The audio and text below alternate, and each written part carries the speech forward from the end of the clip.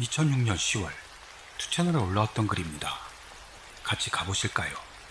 오늘은 목 상태가 좋지가 않네요. 양해 부탁드립니다. 부적의 집. 히로시마현 FC의 모초. 지역 사람들이라면 누구나 아는 유명한 신명 스팟이 있습니다. 부적의 집이라 불리는 그곳에는 이름 그대로 엄청난 부적이 붙은 집이 있습니다. 소문만 무성한 다른 신명 스팟과는 달리 거기를 방문한 대학 친구는 거의 모두가 이상한 경험을 했다는 것. 평소에 영감이 없는 사람에게도 보인답니다. 이건 친구의 이야기입니다. 집 주변만 안개가 부자연스럽게 짙게 덮여 있었어. 그래서 장난반으로 안개에다 소금을 던졌더니 갑자기 거기만 안개가 확 갈라진 거야. 완전 쫄아서 도망쳤어. 아무래도 이상할 정도로 많은 영가가 모이는 장소로 귀신이 보이는 사람에게는 부적에 막혀 집 안으로 들어가지 못하는 귀신들이 우글우글하다고 합니다. 그 친구의 말이 너무 인상 깊어서 지금도 잊을 수 없지만 영감도 없는데 보였다라는 게요. 역시 영감이 없는 나로서는 언젠가 꼭 가보고 싶은 매력적인 심령 스팟이었습니다. 어느 날 패밀리 레스토랑에서 식사하던 중 그 부적의 집 이야기를 꺼냈습니다. 마침 거기 있던 사이좋은 선배와 그 여친, 그리고 친구 S는 신이 나 지금 바로 가자 하게 됐습니다. 원래부터 그 지역 사람인 선배와 여친은 고등학교 때 갔던 적이 있다는데요. 무서워서 차에서 내릴 수가 없었던 모양입니다. 다른 현에서 온 S는 특히 더 신이 나 있었습니다. 이야기를 꺼낸 뒤 살짝 두려워져 후회했어요. 하지만 이미 늦었죠. 아니, 진짜 위험하다며. 거기 갔다가 일주일 동안 알아누웠던 놈들이나 돌아오다가 사고당한 애들이 아주 들어섰다는데. 내가 말하자 S는 이제 와서 뭐가 그리 겁나냐? 난 영감도 있고 어릴 때부터 맨날 귀신도 보고 싶었고 그런 느낌 들면 귀신한테도 꽤 해보는 거지 뭐. 나는 내심 이거 미친놈이네 생각했습니다만 정말 위험한 귀신이 있다면 자기가 알려주고 너 먼저 도망치게 해주겠다는 평소부터 무서운 걸 모르고 기가 센 S가 같이 가는 것도 있어 부적의 집에 가는 걸 허락하고 만 겁니다. 시간은 대충 밤 11시 넘었을 무렵. 심령 스팟에 가기에는 이른 시간이었어도 부적의 집으로 가는 숲길은 짓눌리는 느낌에다 어둠만이 펼쳐지는 분위기였습니다. 차에서 내려 우와, 역시 그만둘 걸 그랬나? 등등 떠드는데 선배 커플이 차에서 내리질 않네요. 형, 뭔 일 있어? 내가 물으니 선배는 알이 기분 나빠서 싫대. 나도 남을게 합니다. 알은 선배의 여친. S가 에? 모처럼 왔는데 그냥 보기만 합시다 하자 아니 진짜 싫다. 니들 둘이 갔다 와 합니다. 뭘 그리 쫄아요? 귀신이라면 나한테 맡겨요 라는 S. 그 자식 시끄럽네. 알이 기분 안 좋다잖아. 까불지 좀 마. 반은 싸움이 날 것 같아 황급히 내가 말리고 마지못해 둘이서 가기로 했습니다. 뭐야. 둘이 차 안에서 분명 뭔 짓 하려는 거야 하는 S. 나는 이런 곳에서 그건 아니겠지. 너도 형한테 그게 뭔 태도냐? 했습니다. 돌아와서 창문 쾅쾅 두드려서 지리게 만들어준다. 나는 할 말을 잃었죠. 어이도 없고 했는데요. 갑자기 시야에 날아들어온 바리케이드에 놀라 우뚝 멈추고 말았습니다. S는 여기부터가 본방이구만. 여기부터는 땡땡시 소유 지역으로 출입 금지. 가시철조망까지 둘린 삼엄한 바리케이드였습니다. 넘어갈 수가 없어서 한번 숲을 벗어나 철조망이 끊긴 곳을 넘은 뒤 다시 길로 돌아와 앞으로 나아갔죠. 지금 생각하면 그 바리케이드를 넘은 순간 갑자기 추워졌던 느낌도 들고 그러지 않았던 것 같은 느낌도 들어요. 어쨌든 공기가 바뀐다는 건 저도 알았습니다. 긴장하고 말아 말없이 걷는 나. 반대로 S는 계속 두리번거리면서 저기 있어. 오, 저기도 있네. 여전히 까불탕거리는 S였습니다. 그런데 부적의 집에는 모조품이 있다 라는 말을 전부터 듣고 있었거든요. 학교 친구가 있잖아, 임도를 가다 보면 우선 하얀 집하고 만나. 근데 그 집은 그냥 버려진 진짜 일반 민가야. 그 집 옆에 오르막으로 된 오솔길이 있거든? 거기로 올라가야만 부족의 집에 갈 수 있어. 가끔 그 일반 민가를 부족의 집으로 착각하고 그대로 돌아온 병신들도 있다니까. 그리고 그 모조품은 진짜로 있었습니다. S에게 그 집 이야기는 해둔 터라 둘 모두 침착하게 그 집 옆에 오솔길을 향했습니다. 거기서 S가 잠깐 담배불 좀 묻히고 하더니 멈췄습니다. 좀처럼 불이 붙질 않습니다. 멍하니 하얀 집을 바라보던 나는 여기도 분위기 엄청나네? 하면서 하얀 집으로 다가갔습니다. 왠지 그 일반 민가도 주위를 쇠사슬로 둘러놓고 있었어요. 딱히 아무런 느낌도 없이 쇠사슬 밑을 지나려고 하자 M은 제 이름입니다. 그렇게 S가 불러서 멈췄습니다. 놀라서 돌아보자 S가 담배를 피우면서 휘둥그레진 눈으로 내 쪽을 보고 있습니다. 뭔 영문인지 몰라 움직일 수 없었는데요. S의 시야가 내가 아니라 내 등 쪽을 향해 있다. 그렇게 깨달은 순간 전신에 소름이 돋았습니다. 등줄기가 어는 듯 차가워진 건 태어나서 처음이었죠. 바로 S를 향해 달려가고 싶었으나 아무리 해도 다리가 움직이질 않았습니다. 완전히 패닉에 빠졌어요. 그걸 알았는지 몰랐는지 S가 갑자기 우와! 엄청난 비명을 지르면서 왔던 길을 돌아서 달리기 시작했습니다. 그 큰 소리가 도움이 돼 나도 제정신으로 돌아와 전력을 다해 뛰기 시작했습니다. 그 숲길이 유난히 길게 느껴져 절망적인 공포가 엄습했지만 뒤를 돌아보면 안 된다라는 상황이 이런 걸 말하는 거구나 하는 생각이 말이죠. 머릿속을 스쳤던 기억이 나네요. 드디어 숲길을 빠져 일반 길로 뛰쳐나왔고 그 기세로 차에 올라탔습니다. 차에 타자 장난 아니라는 걸 깨달은 선배가 물어왔죠. 니들 왜 그래? 무슨 일 있었어? 나는 부들부들 떨림이 멈추질 않아 제대로 대답할 수도 없어. 일단 빨리 출발해줘. 부탁합니다. 제발요. 부탁해. 거기서 멀어지고 본 마음 하나로 그 말만 반복했습니다. 내 겁먹은 모습이 보통이 아니라서 선배도 놀리지 않고 차를 급발진시켰습니다. 한동안 아무 말 없는 운전이 계속되고 선배 여친의 흐느끼는 소리가 들려올 뿐이었어요.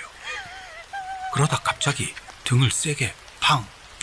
얻어맞습니다. 놀라서 옆을 봤더니 한바구 웃음을 띤 S의 얼굴이 있었습니다. 재밌어졌냐? 그 한마디에 모든 게 이해됐죠. 솔직히 S를 쥐어패고 싶었습니다만 분노 이상의 안도감, 해방감이 넘쳐나와 단숨에 몸에 힘이 빠져버렸습니다. 선배도 상황을 인식한 듯 S 너 이 자식 하면서 룸미러 너머로 S를 노려보고 있었습니다. 이놈은 최악이다. 이놈하고만은 두 번 다시 심령 스팟에 안 온다. 아, 그래도 다행이다. 선배도 같은 기분이었겠죠. 평소 불같은 성격인 선배지만 S를 그리 탓하지는 않았고 여친을 달래고만 있었습니다. 안정을 되찾은 차 안은 단숨에 밝아졌고 S가 그때 상황을 재현하는 둥 하면서 거리로 돌아왔을 무렵에는 원래의 텐션으로 돌아와 모두가 떠들고 있었습니다. 막 편의점으로 들어서려 할 때 선배가 뭐 좀 마실래? 했던 그 순간이었습니다. 쿵! 차 지붕에서 큰 소리가 나면서 차가 흔들렸습니다. 선배가 순간적으로 급브레이크를 밟고 말아 뒷차에서 경적 소리가 울려 퍼집니다. 선배의 여친인 알이 일단 편의점 주차장으로 들어가. 뒷차한테 민폐잖아. 나도 뭐가 뭔지 전혀 몰랐습니다. 새 같은 뭐일까? 하지만 그런 일이 있어? 생각하는 중 차는 편의점 주차장으로 들어갔습니다. 서둘러 차에서 내려 지붕을 확인했는데요. 움푹 들어간 곳은 없습니다. 폰 라이트로 비춰봐도 긁힌 것 같은 자국은 발견되지 않았습니다. 이상하네. 분명 뭔가 떨어졌다니까. 응? 무슨 일이 일어난 건지 전혀 알 수도 없는 채 차 주변이나 근처 도로를 서성거리다 보니 S가 차에서 내리지 않은 걸 깨닫습니다. 차로 돌아가 S에게 왜 그래? 물어봤지만 대답은 없었고 고개를 숙인 채 조금 떨고 있는 느낌이 들었습니다. 이상하게 가슴이 뛰어서 강하게 어깨를 흔들어대면서 야, 왜 그러는데 너? 소리쳤죠. S는 갈라지는 목소리로 따라온 거야. 중얼댔습니다. S의 한마디에 나는 제정신이 아니게 됩니다. 따라왔다니 뭐야? 너 그거 거짓말이라며? 아냐? S는 파랗게 질려 떨고 있었어요. 선배 여친도 울기 시작하고 맙니다. 일단 진정하자는 차원에서 편의점에서 따뜻한 음료를 사다 바치고 조금씩 이야기하게끔 만들었습니다. 처음부터 위험했어. 거기는 바리케이드 있었잖아. 우리가 일부러 숲 안쪽까지 벗어난 건 철조망 때문이 아니고 바리케이드 바로 앞쪽에 사람이 서 있어서 그래서 그랬던 거야. 너한테는 안 보이는 것 같아서 아무 말도 안 했는데 거기서 그만두자고 했다간 모냥 빠지잖냐. 바리케이드 너머에도 귀신들이 우글우글했어. 숲속 길에도 서 있었고. 그래도 우리한테는 아무런 흥미도 없이 보여서 어떻게든 아무렇지도 않은 척을 할 수 있었던 거야. 그 모조품 집에 도착했을 때 거기에는 진짜로 귀신은 없었어. 겨우 안심하고 담배 한 대 할까 생각했지. 그래서 불을 붙이려는 동안 네가 어딘가로 가길래 네 쪽을 봤더니 있었던 거야. 머리 긴 여자가. 3-4살 밑을 지나가려는 널 내려다보고 있었어. 그래서 바로 널 불러서 도망치려고 했는데 이미 늦었어. 네가 돌아봤을 때는 그 여자가 네 등에 올라타 있었다고. S의 아파트로 돌아온 우리 둘은 마실 요량으로 사다 놓았던 술도 마시지 않고 바로 잠이 들고 말았습니다. 완전 쫄아서 잘 때가 아니라고 생각했습니다만 이상하게도 바로 의식이 날아가 버린 것 같습니다. 다음으로 의식이 돌아왔을 때 화장실에서 소리가 나는데 우엑 우엑 뭔가를 토하는 소리가 들렸습니다. 서둘러 화장실을 향했더니 S가 변기에 쭈그리고 앉아 토하고 있었어요. S, 괜찮아? 정신 차려! S! 불러대면서 열심히 등을 두드려 주었습니다. 하지만 변기 안을 들여다봤다가 얼어붙었죠. S는 피를 토하고 있었던 겁니다. 날아갈 것 같은 의식을 필사적으로 버티면서 미친 듯 S의 등을 두드렸습니다. 얌마, 장난치지 마, 자식아! 울면서 계속 S의 등을 두들겼어요. 잘 때 켜두는 희미한 전구로 된 방 전등이 바람도 없는데 흔들렸던 걸 선명히 기억하고 있습니다. 얼마나 시간이 지났는지는 모르겠는데 불은 구급차가 도착하고 옮겨지는 S와 함께 올라타 병원으로 향했습니다. 이미 S에게는 의식이 없었지만요. 내 옷은 움켜쥐고 있었습니다. S가 응급실에서 치료를 받은 뒤 의사에게 설명을 들었죠. S는 성대가 손상되어 있다는 것이었습니다. 다만 죽어라 소리 지르는 정도로는 그렇게 되지 않는다며 사정을 물어봤는데요. 나는 대답할 수가 없었습니다. 다음 날부터 다른 병원에 입원. 나는 매일같이 병문안을 갔습니다만 성대 치료 중이라 S는 말을 할 수 없었습니다. 종이에 글씨를 써서 대화를 나눴지만 허무하고 그리고 슬퍼서 그다지 많은 대화는 할 수 없었습니다. 물론 그날 밤 일 같은 건 모를 수도 없었죠. 한동안 그런 식으로 지냈고 이제 곧 퇴원이라던 어느 날 병문안 갔더니 S가 사라졌습니다. 물어보자 어제 퇴원했다 라는 겁니다. 연락 정도는 줘라 생각하며 S에게 퇴원 축하 메일을 보냈습니다. 그런데 메일 주소가 바뀌었다는 업체의 연락만이 돌아왔습니다. S는 메일 주소를 바꾸고 있었던 겁니다. 좋지 않은 예감이 들어 서둘러 전화했지만 번호 자체가 바뀌어 있었습니다. 어쨌든 학교에 오기만을 기다릴 수밖에 없겠다 싶었는데요. S는 오지 않았습니다. 나쁜 예감은 적중했습니다. S는 학교를 자퇴한 겁니다. 총무과에 가서 본가 전화번호를 부탁했습니다만 그만둔 학생의 전화번호를 함부로 알려줄 수는 없다는 것. 완전히 연락할 수단이 끊기고 말았죠.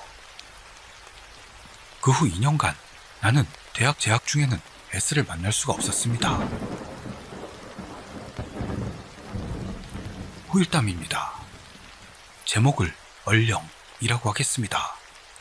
우선 얼령에 대해 설명하자면 말에는 얼령이라는 영가가 있어 뱉었던 말대로 결과가 나타나는 힘이 있다고 여겨지고 있습니다. 그럼 계속하겠습니다. 최근 S와 다시 만나게 된 계기는 같은 동아리 안에 있는 후배가 S와 같은 고향이라는 걸 알게 된 것이었습니다.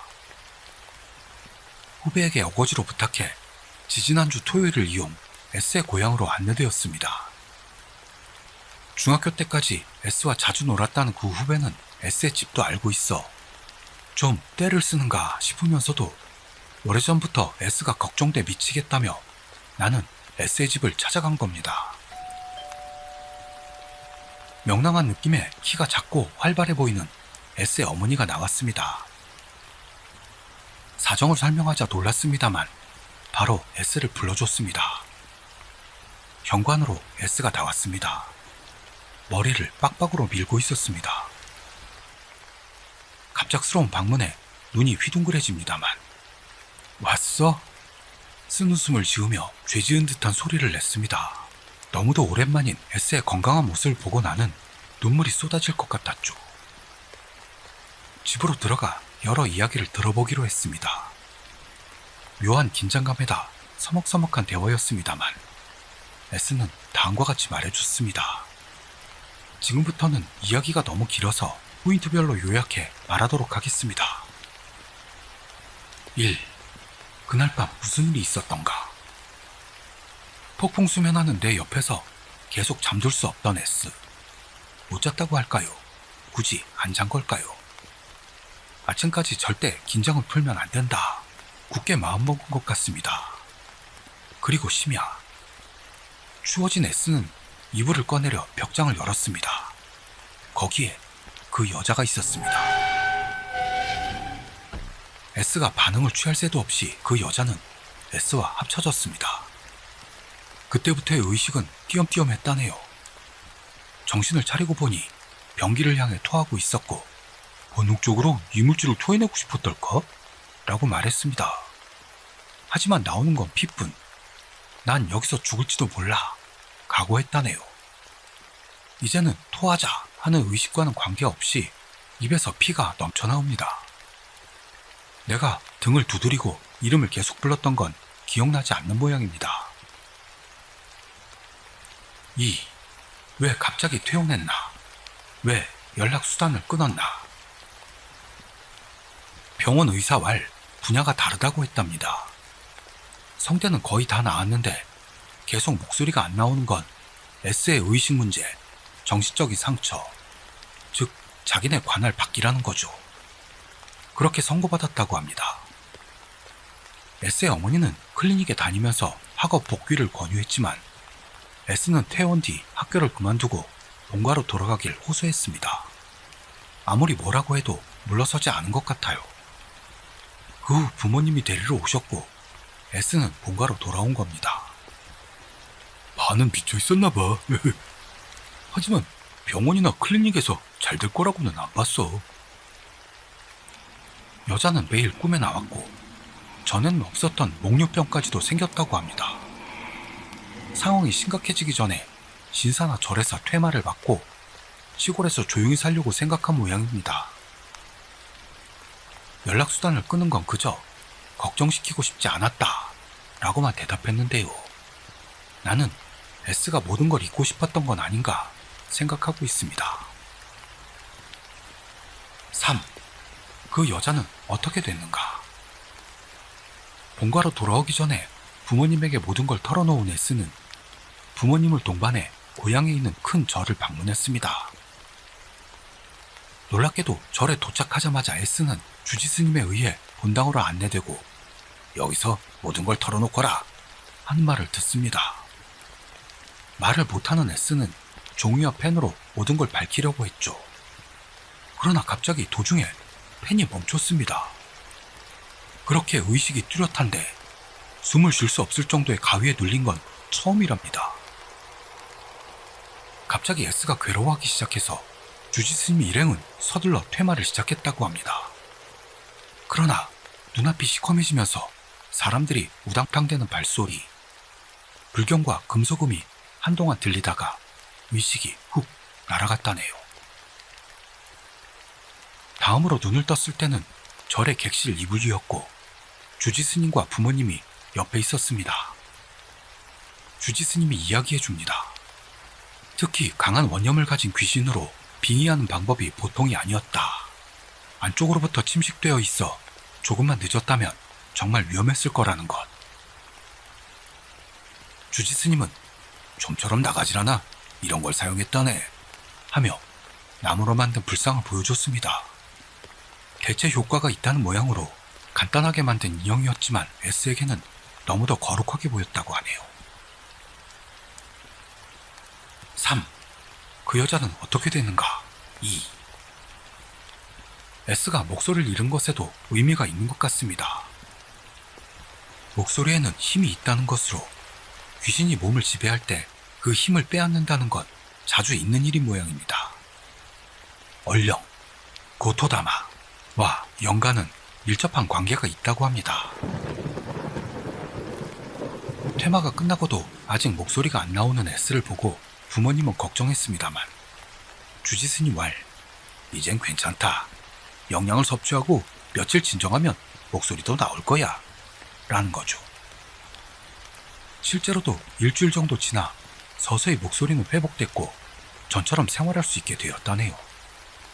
그 후 얼마 지나지 않아 S는 파견업자로 근무하면서 지금까지 무사히 살고 있다는 것. 이상이 내가 겪었던 심령체험의 전부입니다. S는 퇴마를 받은 후 그 여자는커녕 한 번도 귀신을 보는 일이 없었고 영감을 잃고 말았다고 합니다. 몸을 대신했던 부처님에 의해 그런 힘이 봉인되었던 걸까요? 어쨌든 진짜로 위험한 심령 스팟에는 장난삼아서라도 가까이 갈 거는 아니라고 봅니다. 우리에게는 그런 이 세계의 것을 어떻게 할 수 있는 그런 힘은 없다고 생각하게 되었던 사건이었습니다. 긴 글 들어주셔서 감사합니다. 어떠셨나요? 재미있으셨으면 좋겠습니다. 오늘은 여기까지 하겠습니다. 참, 여기에 나오는 심령 스팟은 히로시마에 실제로 있는 곳이고요. 이 이야기도 실화입니다. 여기 얽힌 이야기도 꽤 많으니까 앞으로도 들려드릴 기회가 많을 듯 하네요. 그럼 저는 다음 이야기에서 뵙도록 하겠습니다. 감사합니다. 큐!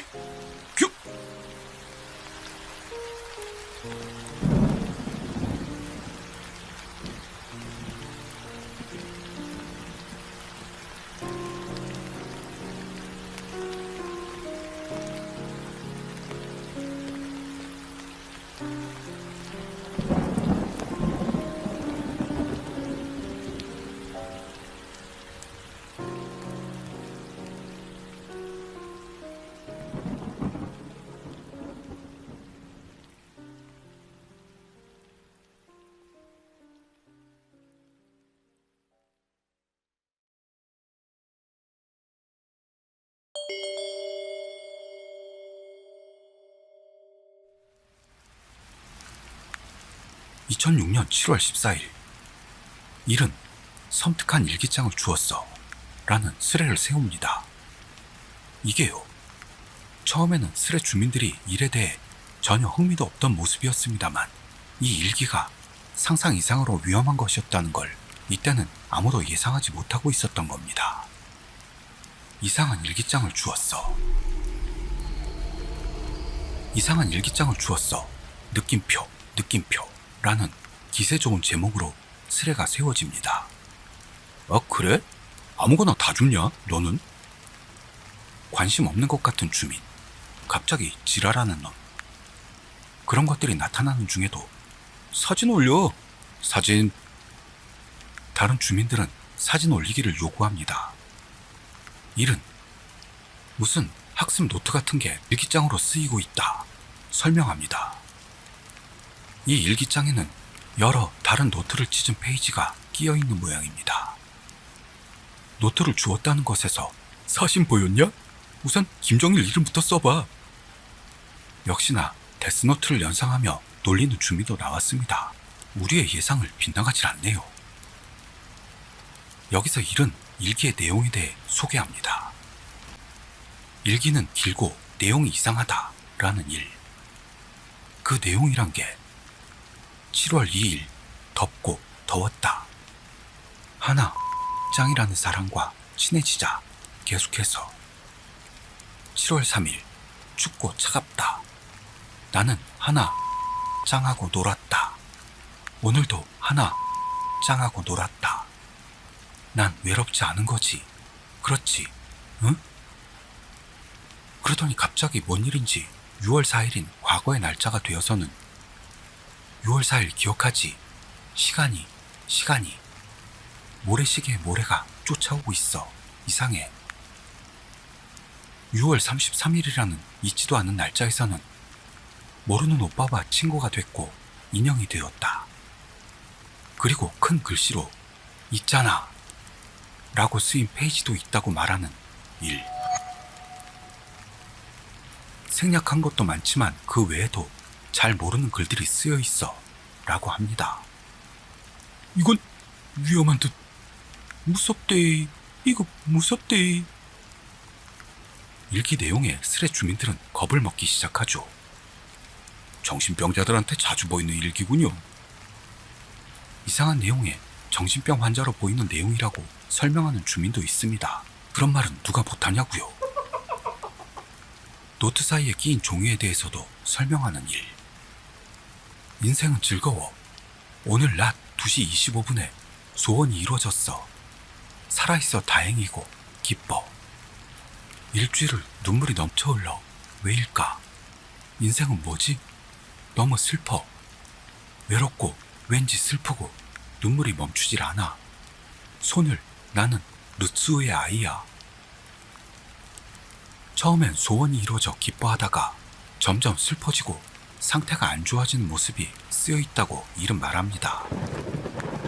이런 내용에다 오자도 많은 모양인 듯 노트 2페이지 분량을 찢어 넣은 이 글은 보라색에 엄청난 글자가 쓰여 있다고 합니다.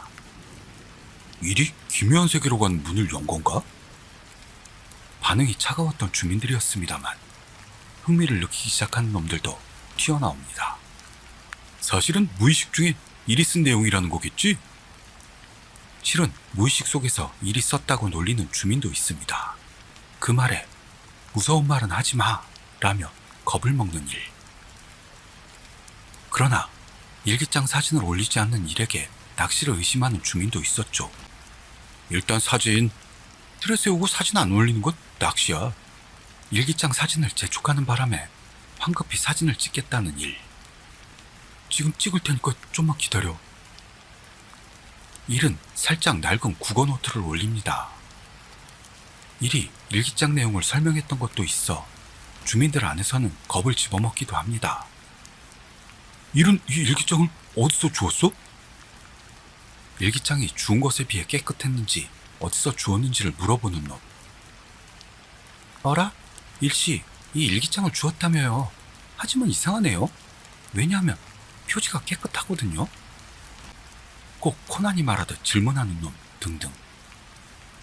일은 남동생하고 개 산책시키던 중 뚝방에서 주웠어 라고 합니다.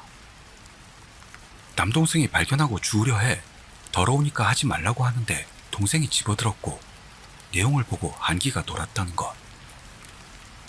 동생이 일기장을 쥐고 안 넣으려고 해서 가지고 왔어 라는 일. 내용 더 올려, 자세하게. 일기 내용을 더 알고 싶다며 스레 주민들은 흥미를 가지기 시작합니다. 보라색이 엄청 신경 쓰이는데. 또한 보라색 글자로 쓰인 내용도 신경이 쓰이는지 들으면 뭔가가 전염될 내용이 들어있을 거라며 망상에 빠지기 시작하는 스레 주민도 있었습니다. 이리 말하기로는 그 보라색 글은 미안하다며 누군가에게 사죄하는 내용이라는 것. 하지만 너무 길어서 올리기가 어렵다고 합니다. 가족에 대한 사죄와 추억이 쓰인 이상한 글인 모양입니다. 그럼 보라색은 일기장에 끼어있던 거야? 보라색으로 쓰인 종이가 일기에 끼어 있었는지를 일에게 확인하는 스레 주민. 일은 일기장에 끼어 있었다고 합니다. 또한 그 일기장에는 날짜가 이상한 데다 6월 33일 같은 있을 수도 없는 날짜가 들어있다 라는 것. 스레 주민들은 사진이나 정보가 더 알고 싶어 일에게 요구합니다. 일은 그림을 보여줄 테니까 기다려 하죠. 하지만 인터넷이 안 좋아 접속이 끊어졌어. 일기장이 원인 아닐까 하며 불안해지는 것 같습니다. 일은 계속해서 보라색 글과 그림 등 6장 정도를 올립니다. 갈겨 그린 것 같은 그림에 섬뜩함을 느끼거나 그림을 보고 심각하게 분석하는 스레 주민 등 반응은 가지각색입니다. 무서워. 제일 위험해 보이는 건 풍선인데 무의식적으로 그린 그림은 그 사람의 심리를 나타낸다고 하잖아. 풍선을 터뜨리려고 새가 날아가고 있어. 속박에서 벗어나 자유가 된 풍선을 자기로 정하고 새에게 그 풍선을 터뜨리게 한다. 극단적 선택을 직접적으로 나타내고 있습니다. 일 죽을지도. 여기서 일은 낙서 같은 거로 이상한 초딩이나 중딩의 장난 같은 느낌인데 너무 깊이 생각하는 거야. 아하하 하며 자학합니다만. 노트가 처음보다 거무스름해진 것 같아. 기분 탓일까요? 새로운 도시전설 탄생 순간을 목도하고 있는 건가? 순수한 주민들은 너무 무서워서 쓰러지고 말았던 겁니다. 또한 일의 글이 너무 늦게 올라와 이런 쪽 스레의 스레주가 사라지는 일이 많은 건 왜일까? 일은 죽었어. 일 사망설. 스레 안에서는 일의 사망설을 부르짖는 미친놈들도 나왔던 겁니다. 사망설을 일축하듯 다시 글을 올리는 일이었는데요. 이명현상이 나고 두통이 난다 라는 것. TV에서 들려오는 것 같은데 나 말고도 들리는 사람 없을까 물어봅니다. 이명과 두통 호소라는 일을 보고 스레 놈들은 이때다 싶어 다른 사람의 불행을 기뻐하기 시작하죠. 그거 위험하네. 끝났구만. 슬슬 TV에서 여자가 나오는 거 아니야? 개 중에는 사다코처럼 여자가 나온다며 실실거리며 놀리는 놈도 있었습니다. 하지만 그 안에서도 제대로 연구하는 주민도 있어. 하나, 짱은 이 글 저자의 다른 인격, 인형이 되었다는 건 나쁜 짓을 당했다는 것 이라는 의견도 나왔습니다. 그리고 다른 스레 주민은 덥고 더웠다 라는 표현이 학대를 받고 있다는 게 아닐까. 난 외롭지 않은 거지 의 뜻은 주변에서 무시받고 있는 일이 쓰인 건 아닐까 하는 의견을 냅니다. 그리고 일기에 새로운 정보를 올리는 일. 13월 13일은 8번째 기념일이라 기쁘지만 흰 눈동자를 한 사람이 보고 있고 말을 걸어도 대답해주지 않는다 쓰여 있었고 당신은 신고가 되어주는 거야? 하면서 강하게 묻는 내용이었습니다. 또한 7월 13일에는 인형에게 못을 바쳤다 라는 간단하면서도 공포를 느끼는 내용으로 되어 있었습니다. 왜? 일기 내용에 섬뜩함과 겁을 집어먹는 스레 주민. 이건 무섭잖아. 지금 바로 그 일기장을 태우는 쪽이 좋지 않을까? 지금 바로 일기를 태우라는 의견도 나오네요. 그러더니 일에게 감금된 여자애가 쓴 것으로 생각된다. 일이 올린 사진 배경이 전부 침대 매트야. 이불과 시트에는 정액과 소녀의 혈액이 있다. 오른쪽 위에 묻은 3개의 점은 얼룩진 소녀의 피야. 하는 썰을 세운 놈까지 나타납니다. 이놈 말에 의하면 올린 사진 배경이 침대 매트이고 폭행 등의 흔적이 보이기 때문에 그 3개의 점이 피라는 거죠. 그러자 이것을 바로 부정하는 일. 그리고 자기가 미성년자의 여자라는 걸 밝혔던 겁니다.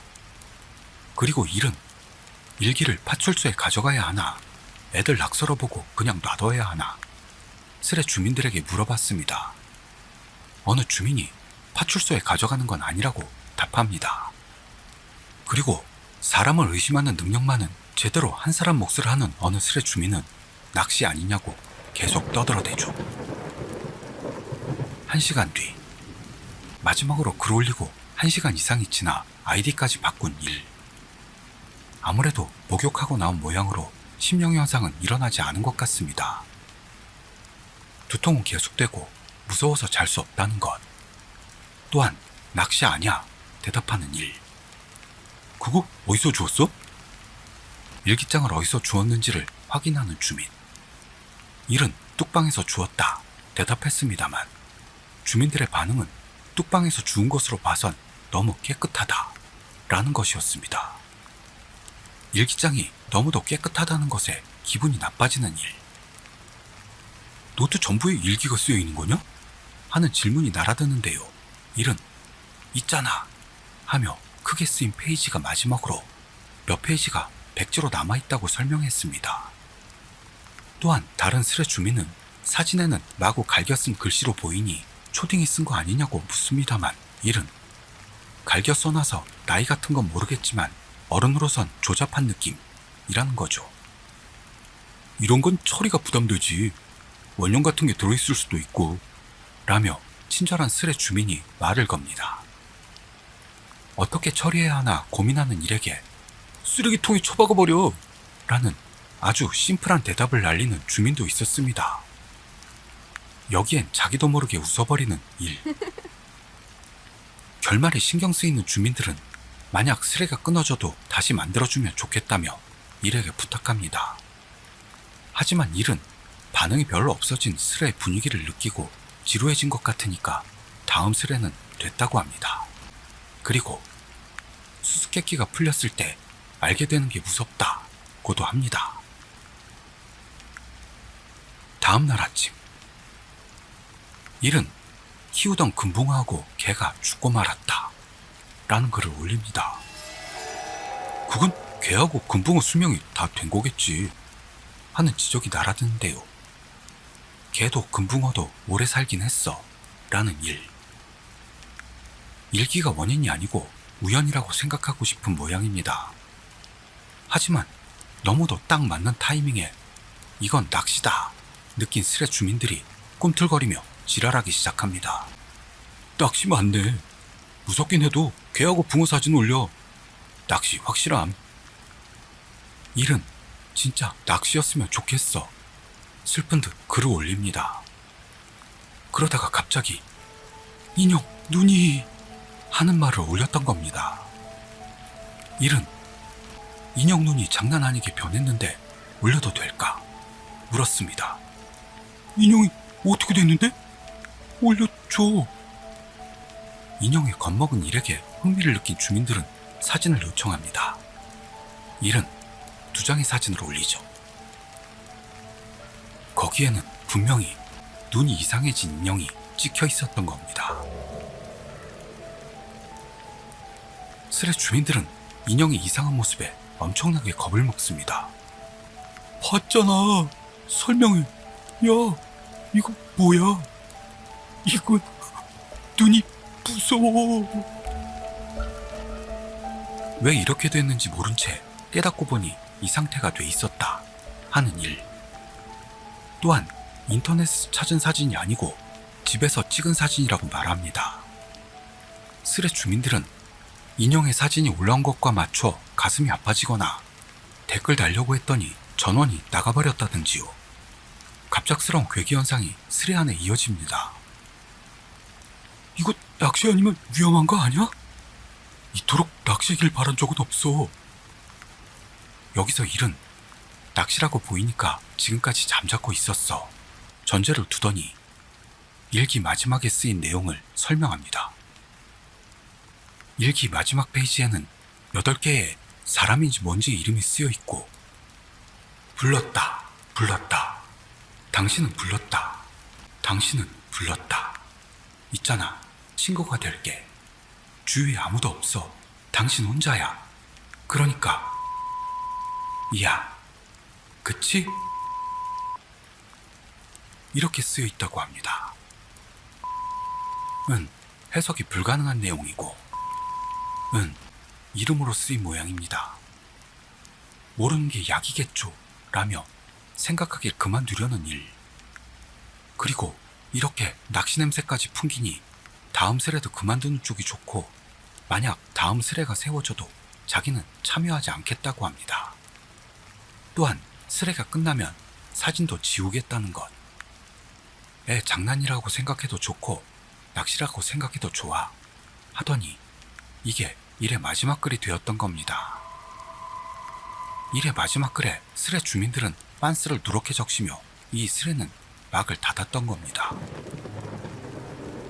일이 낚시라고 생각해도 좋다며 끝을 낸 스레였습니다만, 마지막으로 의미심장한 글이 올라오더니 절대 낚시라고는 생각할 수 없는 그런 내용이 되고 말았던 스레였습니다. 우리 구독자님들은 이 일기가 낚시로 보이실까요? 오늘은 여기까지 하겠습니다. 또 더워지니 건강들 챙기시고요. 저는 다음 이야기에서 뵙도록 하죠. 감사합니다. 큐!